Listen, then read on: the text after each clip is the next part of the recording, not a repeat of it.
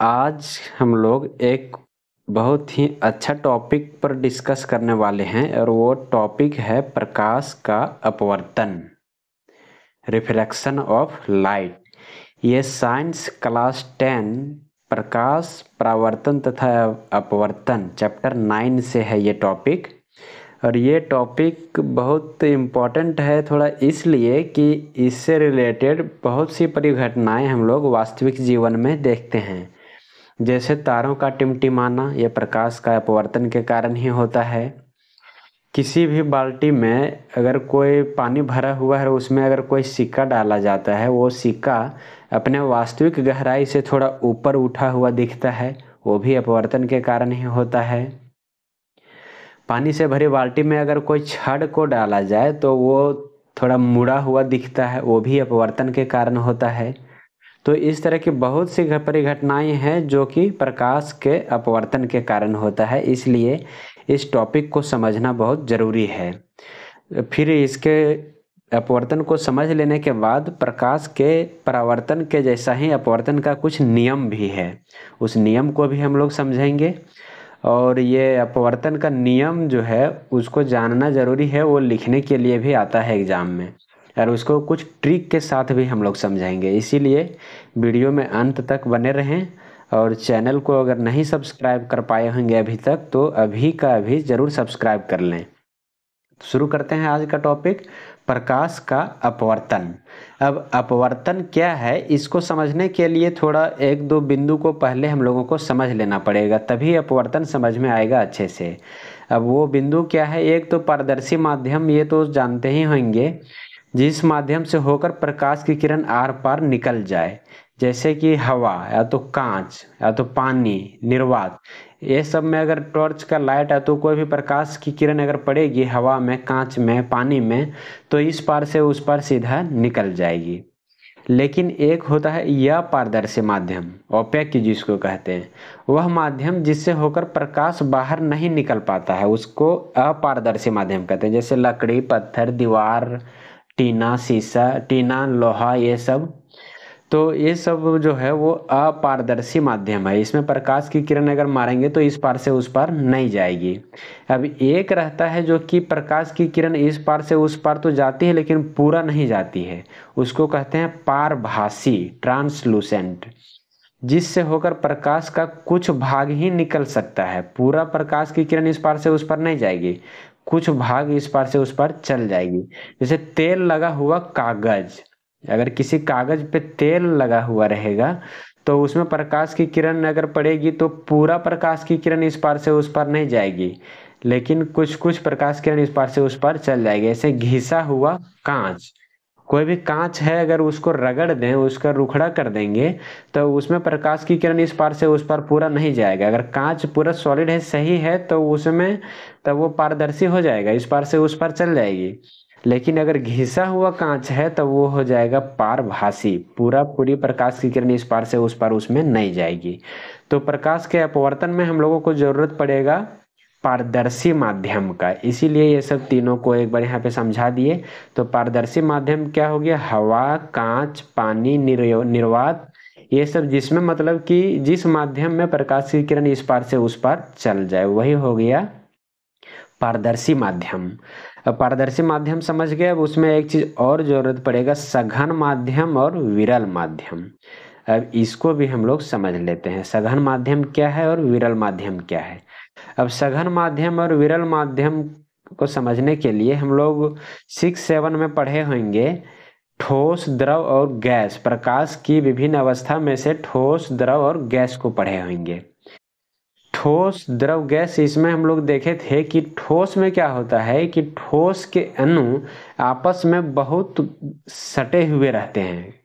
ठोस में उसका जो अणु रहता है उसके बीच गैप नहीं के बराबर रहता है, बहुत कम गैप रहता है, उसका अणु आपस में एक दूसरे से पूरा सटा हुआ रहता है, इसीलिए उसको दबाना मुश्किल होता है। जैसे लोहा, पत्थर, ये सब ठोस है तो ये सब को दबाना मुश्किल है, ईंट, ये सब ठोस हो गया।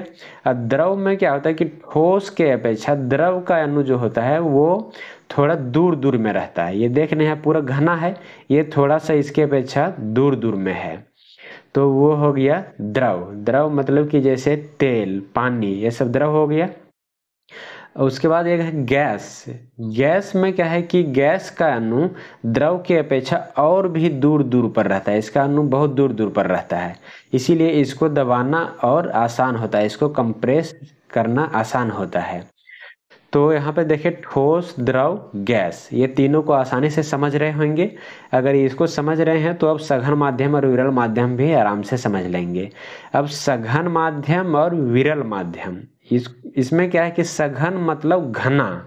तो अगर ठोस और द्रव की बात करें हम, अगर लोहा और पानी की बात करें, तो लोहा वो घना है, उसका अणु ज्यादा है घना, ये सघन माध्यम हो जाएगा लोहा। और पानी जो है वो हो जाएगा विरल माध्यम। तो ठोस और ये हो गया द्रव, ये सघन माध्यम हो गया और ये विरल माध्यम हो गया। तो द्रव अभी यहाँ पे विरल माध्यम है, लेकिन यही अगर हम द्रव और गैस की बात करें तो वहां पे द्रव का अणु गैस के अणु के अपेक्षा ज्यादा घना है। तो अभी अगर द्रव अभी घना हो जाएगा और गैस हो जाएगा विरल, गैस जैसे कि वायु, तो ये हो गया अभी विरल और जल हो गया सघन। वही अगर हम ठोस और द्रव में लिए थे तो यहाँ पे द्रव विरल माध्यम था और ठोस था सघन माध्यम।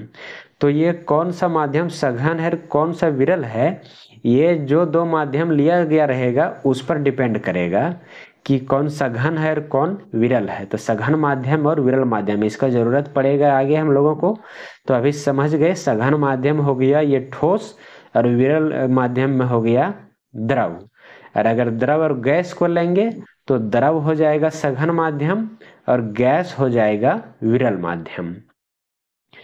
तो अब इसको समझ लिए हम लोग, अब चलते हैं जो मेन हम लोगों का टॉपिक है उस पर, प्रकाश का अपवर्तन। ये अपवर्तन क्या है अब इसको समझेंगे हम लोग यहाँ पे। प्रकाश का अपवर्तन, जब प्रकाश की किरणें एक पारदर्शी माध्यम से दूसरे पारदर्शी माध्यम में प्रवेश करती है। यहाँ पे पारदर्शी माध्यम में आ गया, अभी हम लोग पारदर्शी माध्यम में देख चुके हैं, पर कि पारदर्शी माध्यम में क्या क्या हो गया, कांच, हवा, पानी, ये सब पारदर्शी माध्यम है। तो एक पारदर्शी माध्यम से दूसरे पारदर्शी माध्यम में जब प्रकाश की किरण प्रवेश करती है तो ये अपने पथ से मुड़ जाती है। जैसे कि यहाँ पे हम एक ये हो गया, यहाँ इधर हो गया पारदर्शी माध्यम कांच, एक माध्यम कांच ले लिए और ये दूसरा पारदर्शी माध्यम इधर है हवा। तो एक माध्यम हवा हो गया और दूसरा माध्यम हो गया कांच। दोनों अभी हम लोग देखे थे पारदर्शी माध्यम में हवा और कांच दोनों था एग्जाम्पल में। तो ये दोनों पारदर्शी माध्यम है, हवा भी और कांच भी। तो जब एक माध्यम से प्रकाश की किरण जब दूसरे माध्यम में प्रवेश करती है तो यह अपने पथ से थोड़ा मुड़ जाती है। यह है प्रकाश की किरण एक माध्यम से दूसरे माध्यम में प्रवेश कर रही, तो इसको ये सीधा इधर आना चाहिए था, लेकिन ये थोड़ा सा मुड़ जाती है अपना पथ से। इसका पथ ये था, उस पथ से थोड़ा मुड़ जाती है। हो सकता है कभी इधर मुड़ती है, कभी इधर मुड़ेगी। अब कब इधर मुड़ेगी कब इधर मुड़ेगी इसको भी हम लोग आगे देखते हैं। तो अपना पथ में ये जाने छोड़ करके थोड़ा मुड़ जाती है। प्रकाश की दिशा में हुए इस परिवर्तन को ही प्रकाश का अपवर्तन कहते हैं। अब प्रकाश की दिशा इधर जा रही थी लेकिन ये मुड़ गई, जिसके चलते इसका दिशा में परिवर्तन हो गया। तो इसका जो दिशा में जो परिवर्तन होता है वही कहलाता है प्रकाश का अपवर्तन। तो प्रकाश की दिशा में हुए इस परिवर्तन को ही कहेंगे प्रकाश का अपवर्तन।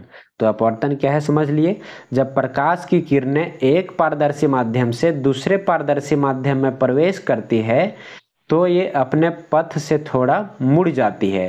प्रकाश की दिशा में हुए इस परिवर्तन को ही प्रकाश का अपवर्तन कहते हैं। इसका दिशा जो इधर था वो थोड़ा सा परिवर्तित हो गया और यही जो परिवर्तन हुआ इसका दिशा में वही कहलाएगा अपवर्तन। अब ये कब इधर मुड़ेगा कब इधर मुड़ेगा इसको हम लोग देखते हैं। इसके लिए क्या है कि यहाँ से ए बी जो है वो एक कांच का टुकड़ा है, ये एक माध्यम हो गया सघन माध्यम, और इसके ऊपर जो है ये हवा है, तो हवा हो गया विरल माध्यम। अब आपतित किरण, अपवर्तित किरण, ये सब के बारे में, आपतन कोण, ये सब हम लोग परावर्तन का नियम में भी देख चुके थे। तो वैसे ही यहाँ पे ये हो गया आपतित किरण, जो प्रकाश की किरण उधर से आके पड़ रही है, और जिस बिंदु पे प्रकाश की किरण पड़ रही है उसको कहते हैं आपतन बिंदु। तो ये आपतन बिंदु हो गया। और अब ये जो प्रकाश की किरण इधर जो निकल रही है वो अब कहलाएगा अपवर्तित किरण। ये अपवर्तन होने के बाद का किरण है ये, तो ये हो गया अपवर्तित किरण। ये आपतित किरण, ये अपवर्तित किरण। और ये जो काल्पनिक एक लाइन खींचेंगे हम लोग, जो हाँ जिस बिंदु पे प्रकाश की किरण आके पड़ रही है, आपतन बिंदु जिसको कहते हैं, वहां पर एक अभिलंब खींचेंगे, काल्पनिक लाइन खींचेंगे, इसको कहते हैं अभिलंब। तो अभिलंब और आपतित किरण के बीच का कोण कहलाता है आपतन कोण। और अभिलंब और अपवर्तित किरण, अपवर्तित किरण ये हो गया, तो अभिलंब और अपवर्तित किरण के बीच का कोण कहलाता है अपवर्तन कोण। तो ये आपतन कोण और ये हो गया अपवर्तन कोण। ये हो गया इंसिडेंट एंगल, ये हो गया रिफ्रैक्टिव एंगल। तो ये आपतन कोण को I से और अपवर्तन कोण को R से डिनोट करते हैं। तो प्रकाश के परावर्तन के नियम में देखे थे हम लोग कि आपतन कोण और परावर्तन कोण दोनों बराबर होता है, लेकिन यहाँ पे अपवर्तन में याद रखना है इसको कि आपतन कोण और अपवर्तन कोण कभी भी बराबर नहीं होता है। चाहे आपतन कोण बड़ा ये छोटा, या तो फिर आपतन कोण छोटा ये बड़ा होगा, लेकिन दोनों एंगल यहाँ पे कभी बराबर नहीं होगा। और उसका कारण क्या है? उसका कारण है अपवर्तन। वो अभी हम लोग देखें यहाँ पे कि प्रकाश की किरण जब एक माध्यम से दूसरे माध्यम में जाएगी तब वो या तो इधर मुड़ेगी या तो इधर मुड़ेगी, सीधा कभी नहीं निकलेगी। तो जब ये सीधा निकलती तब आपतन कोण और अपवर्तन कोण बराबर हो जाता है, लेकिन कभी या तो इधर मुड़ेगी या तो इधर मुड़ जाएगी। इसका मतलब कभी ये छोटा हो जाएगा, कभी ये बड़ा हो जाएगा एंगल, इसीलिए ये कभी दोनों एंगल ये कभी बराबर नहीं होगा। तो अब ये कब इधर मुड़ेगा उसको देखते हैं। जब प्रकाश किरण विरल माध्यम से सघन माध्यम में प्रवेश करती है तो यह अभिलंब की ओर मुड़ जाती है। जब प्रकाश की किरण विरल माध्यम से सघन माध्यम में, ये विरल माध्यम हो गया हवा और सघन माध्यम यहाँ पे हो गया कांच। तो जब विरल माध्यम से सघन माध्यम में प्रवेश करती है तो क्या होता है? अभिलंब की ओर मुड़ जाती है। तो ये है अभिलंब। तो ये प्रकाश की किरण विरल माध्यम से सघन माध्यम में जैसे प्रवेश की तो ये अभिलंब की ओर मुड़ जाएगी। तो ये इधर सीधा नहीं निकल करके ये अभिलंब की ओर मुड़ जाएगी, तो इधर मुड़ गई ये। तो एक स्थिति ये हो गया कि जब प्रकाश की किरण विरल माध्यम से सघन में जाती है तो ये अभिलंब की ओर मुड़ जाती है। अब दूसरा इसी का उल्टा होता है। दूसरा स्थिति क्या है? दूसरा है कि जब प्रकाश किरण सघन माध्यम से विरल माध्यम में प्रवेश करती है तो यह अभिलंब से दूर हट जाती है। अब इसका उल्टा, यहाँ पे विरल से सघन में जा रहा था तो अभिलंब की ओर मुड़ गया। अब यहाँ पे सघन से अगर विरल में जाएगा, सघन यहाँ पे कांच है इसको अगर ऊपर कर दिए, और विरल यहाँ पे हवा जो ऊपर लिए थे उसको अगर कर दिए नीचे। तो जब अगर कांच से हवा, मतलब अब विरल से जब सघन में जाएगा तो ये प्रकाश की किरण सीधा इधर नहीं गुजर करके ये अभिलंब से दूर हट जाएगी, ये इधर दूर हट जाएगी ये। तो ये हो गया दूसरा स्थिति इसका। सघन माध्यम से विरल में जब जाएगी तो ये अभिलंब से दूर हट जाएगी। अब इसको याद रखना बहुत ज़रूरी है क्योंकि एग्जाम में पूछता है, ऑब्जेक्टिव में भी कभी दे देता है कि अगर प्रकाश की किरण सघन माध्यम से विरल माध्यम में जाएगी तो क्या होगा? अभिलंब की ओर मुड़ेगी कि अभिलंब से दूर हटेगी? कुछ नहीं होगा। क्या होगा? ये ऑप्शन देता है, 4 ऑप्शन। तो इसको समझने के लिए इसको याद रखना बहुत ज़रूरी है कि सरल माध्यम सघन माध्यम से जब विरल में जाती है तो अभिलंब से दूर हटती है, और जब विरल माध्यम से सघन माध्यम में जाती है तो अभिलंब की ओर झुक जाती है। इसको याद रखने के लिए एक छोटा सा ट्रिक बता देते हैं, उस ट्रिक से ही हम याद रखें और शायद आप लोगों को भी उस ट्रिक से याद रह जाएगा। नहीं तो इसको याद करना बहुत मुश्किल होता है कि कब सघन से विरल में जाने से क्या होता है, अभिलंब की ओर मुड़ता है कि दूर हटता है, इसमें बहुत कन्फ्यूजन होता है। तो इसको याद रखने के लिए एक इम्पॉर्टेंट थोड़ा सा ट्रिक बता देते हैं कि आजकल अभी सांप का थोड़ा सीजन चल रहा है। सांप तो लगभग सभी लोग देखे ही होंगे। तो अक्सर जो हम लोग अपने क्षेत्र में इधर जो सांप देखते हैं वो हम लोग देखते हैं कॉमन करैत, जो कि बहुत ही डेंजर सांप है। कॉमन करैत, वो उसको स्वीट पॉइजन भी कहते हैं।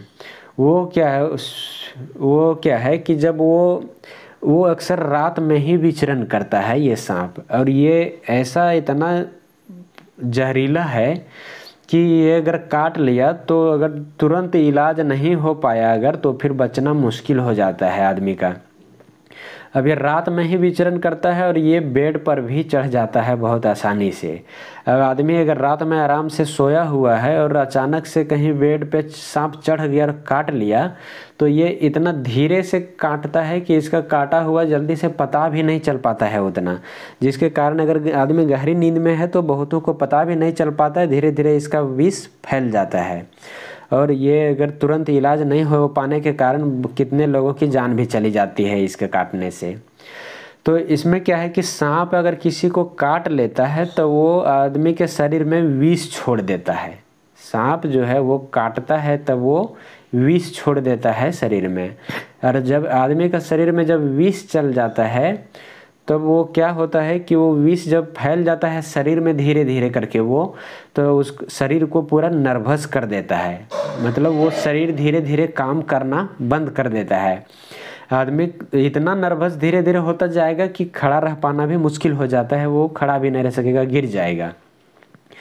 तो यहाँ पे ये हमको समझाने का ये मतलब है कि जैसे सांप अगर काटा तो वो विष छोड़ दिया, और विष जब छोड़ देता है तो आदमी धीरे धीरे नर्वस हो जाता है और वो गिर जाता है, खड़ा भी नहीं रह पाता है।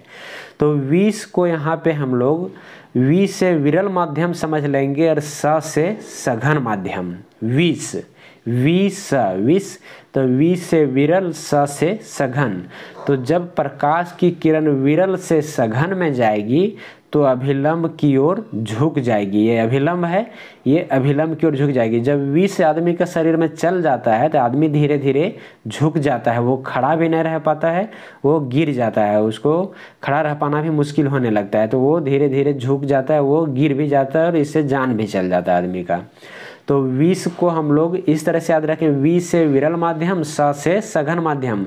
विरल माध्यम से सघन माध्यम में जाने पर प्रकाश की किरण अभिलंब की ओर झुक जाती है। जैसे आदमी का शरीर में विष चल जाता है तो वो झुक जाता है, गिर जाता है, तो उस तरह से विरल से सघन में माध्यम में जाने पर प्रकाश की किरण अभिलंब की ओर झुक जाती है। तो इस तरह से याद रखना आसान हो जाएगा। जब एक माध्यम का याद हो जाएगा तो दूसरा है कि अब सघन से विरल में जाएगा तो अभिलंब से दूर हट जाएगा। तो इस ट्रिक से हम लोग इसको याद रख सकते हैं कि कब अभिलंब की ओर झुकेगा और कब अभिलंब से दूर हटेगा। अब प्रकाश की किरण जो इस तरह से मुड़ती है, कभी अभिलंब की ओर कभी अभिलंब से दूर, इसका मुड़ने का भी कुछ नियम है और उस नियम के अनुसार मुड़ती है। ऐसा नहीं कि जैसे तैसे मुड़ गई। अब जो नियम है उसी को ही कहते हैं प्रकाश के अपवर्तन का नियम। अब अपवर्तन का क्या नियम है इसको हम लोग देख लेते हैं। यहाँ पे प्रकाश के परावर्तन का 2 नियम हम लोग देखे थे, अब यहाँ पे हम लोग अपवर्तन का भी नियम देखेंगे। प्रकाश के अपवर्तन का नियम क्या है कि प्रकाश के अपवर्तन के 2 नियम हैं, इसका भी 2 नियम है परावर्तन के ही जैसा। आपतित किरण, वो तो परावर्तन के नियम में भी देखे थे, ये हो गया आपतित किरण। अपवर्तित किरण मतलब अपवर्तन के बाद जो किरण जा रही है ये सीधा निकलना चाहिए था लेकिन इधर मुड़ गई है, तो ये हो गया अपवर्तित किरण। तो आपतित किरण, अपवर्तित किरण तथा आपतन बिंदु पर अभिलंब, ये आपतन बिंदु पर जो अभिलंब डालते हैं हम लोग वो हो गया आपतन बिंदु पर अभिलंब। ये तीनों एक ही तल में होते हैं। तो ये देख लिए कि आपतित किरण, अपवर्तित किरण तथा आपतन बिंदु पर डाला गया अभिलंब, ये तीनों एक ही तल में होते हैं। एक नियम ये हो गया। और दूसरा नियम है इसका कि प्रकाश के किसी निश्चित रंग के लिए, कोई भी निश्चित रंग के लिए जब लेंगे तो वो आपतन कोण की ज्या मतलब साइन, SINE, जिसको मैथ में हम लोग शॉर्ट में SIN पढ़ते हैं हम लोग, जो SIN जो लिखते हैं साइन थीटा कॉस थीटा, तो वही हो गया साइन, SINE। आपतन कोण की ज्या तथा अपवर्तन कोण की ज्या का अनुपात एक नियतांक होता है। आपतन कोण की ज्या मतलब साइन I और अपवर्तन कोण की ज्या मतलब साइन आर, इसका जो है अनुपात मतलब साइन आई बटे साइन आर, ये जो मान निकलेगा वो एक नियतांक होगा, मतलब एक नियत कोई अंक होगा और उसको म्यू से डिनोट करते हैं और इसी को ही अपवर्तनांक भी कहते हैं। और ये जो नियम है आपतन कोण की ज्या और अपवर्तन कोण की ज्या का अनुपात एक नियतांक होता है, इसको स्नेल का नियम भी कहते हैं। तो अगर कहीं ये अपवर्तन का नियम नहीं पूछ के अगर लिख दे कि स्नेल का नियम क्या है, तो उसको हम लोग लिखेंगे कि प्रकाश के किसी निश्चित रंग के लिए आपतन कोण की ज्या तथा अपवर्तन कोण की ज्या के अनुपात एक निश्चित अंक होता है, मतलब एक नियतांक होता है, इसी को ही अब स्नेल का नियम कहते हैं। तो अगर स्नेल का नियम लिखने आ जाए तो इसको लिख देना है, अगर अपवर्तन का नियम पूछ दे तो ये दोनों नियम लिख देना है। अब ये जो निकल गया साइन आई बटे साइन आर, इसी को ही अपवर्तनांक भी कहते हैं। अगर दे दिया कि आपतन कोण किसी भी माध्यम का, मान लेते हैं अगर हीरा दे दिया तो उसमें दिया कि आपतन कोण 30 डिग्री है, अपवर्तन कोण 60 डिग्री है, तो हीरा का अपवर्तनांक कितना होगा? तो हीरा का अपवर्तनांक निकालना, तो अपवर्तनांक बराबर हो जाएगा साइन आई मतलब आपतन कोण की ज्या मतलब साइन 30 डिग्री बटे साइन 60 डिग्री, आपतन कोण और अपवर्तन कोण। ये साइन 30 बटे साइन 60 रख देंगे, इसका साइन 30 और साइन 60 का वैल्यू रख देंगे, जो आएगा वही हो जाएगा हीरा का अपवर्तनांक। तो अगर इस तरह से आपतन कोण और अपवर्तन कोण दिया रहे, अपवर्तनांक निकालने के लिए बोले, तो ये वाला फॉर्मूला से हम लोग अपवर्तनांक निकाल लेंगे। तो अपवर्तनांक का एक फॉर्मूला ये हो गया, अपवर्तनांक को एन से डिनोट करते हैं, तो एन बराबर हो गया साइन आई बटे साइन आर। बाकी और अपवर्तनांक का जो फॉर्मूला है उसको हम लोग अभी आगे देखते हैं। तो ये हो गया प्रकाश के अपवर्तन के नियम। अपवर्तनांक को हम लोग एक अलग ही वीडियो में देख चुके हैं, अगर उसको नहीं देखे होंगे तो उसका लिंक डिस्क्रिप्शन में दे रहे हैं, वहाँ से अपवर्तनांक को देख लेंगे। और यहाँ पे ये 2 क्वेश्चन मेन सॉल्व यहाँ पे हो जाएगा हम लोगों का। अगर पूछ दे कि प्रकाश के अपवर्तन के नियम को लिखें, तो ये जो अभी स्क्रीन पे दिख रहा है इसको लिख देना है। अगर पूछे कि प्रकाश का अपवर्तन क्या है, तो ये वाला लिख देना है, इतना को इसको लिख देंगे, ये प्रकाश का अपवर्तन क्या है, अगर ये पूछे तो इसको लिख देना है। तो आज का ये टॉपिक ख़त्म हो गया, प्रकाश का अपवर्तन।